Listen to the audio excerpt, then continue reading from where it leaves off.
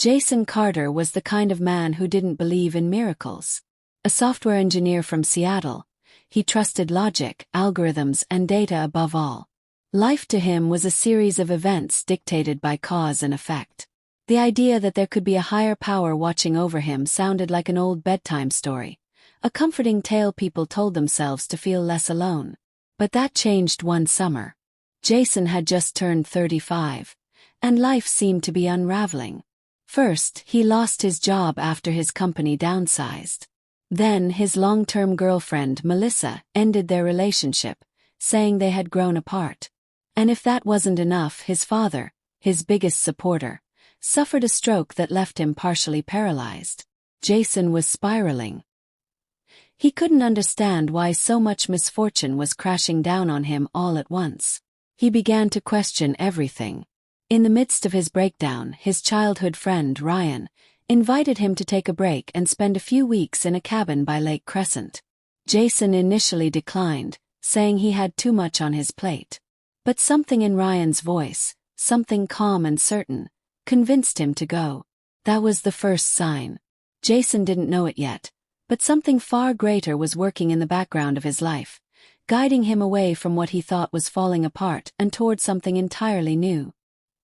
He arrived at the cabin, remote and nestled in the woods, thinking he would spend a week sulking. But the peace of the place began to seep into his soul.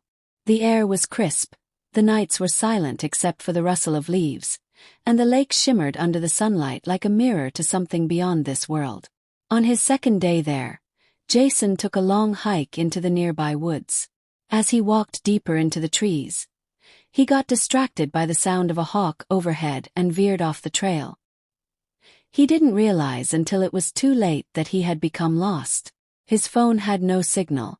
Panic crept in. The sun was starting to dip below the trees. He sat on a log, berating himself for being so careless. And that's when the second sign happened. Out of nowhere, a man in his 60s wearing a flannel shirt and carrying a walking stick appeared.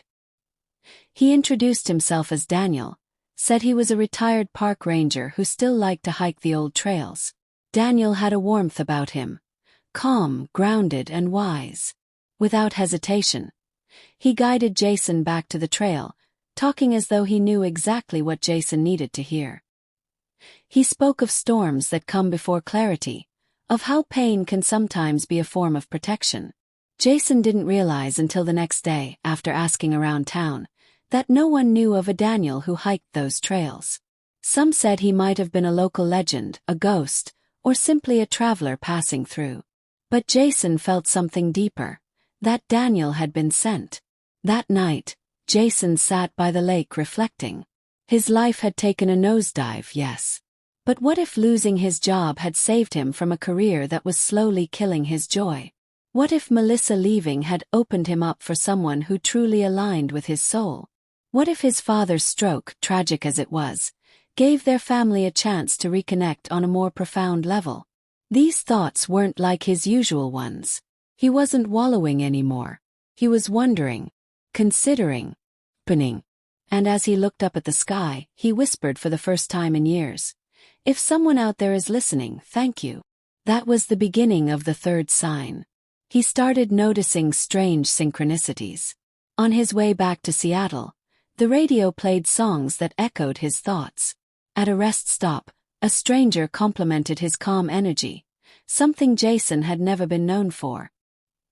He began meditating, something Daniel had casually mentioned, and in that silence, he started hearing his own soul more clearly.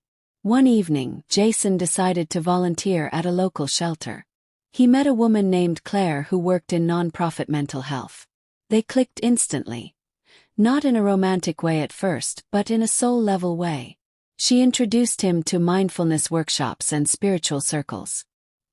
He laughed at first, still clinging to his rational skepticism.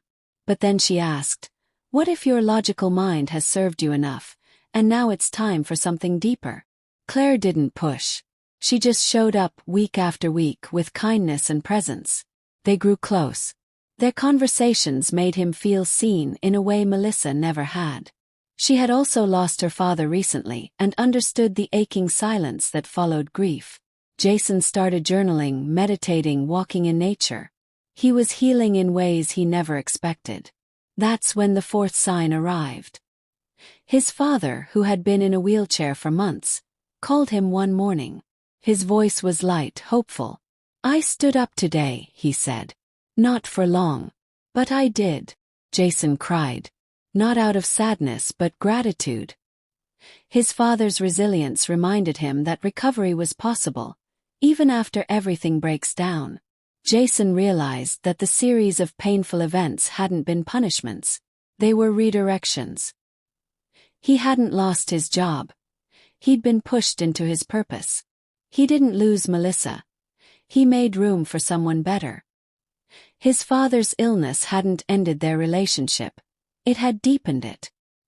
He no longer doubted there was a higher power.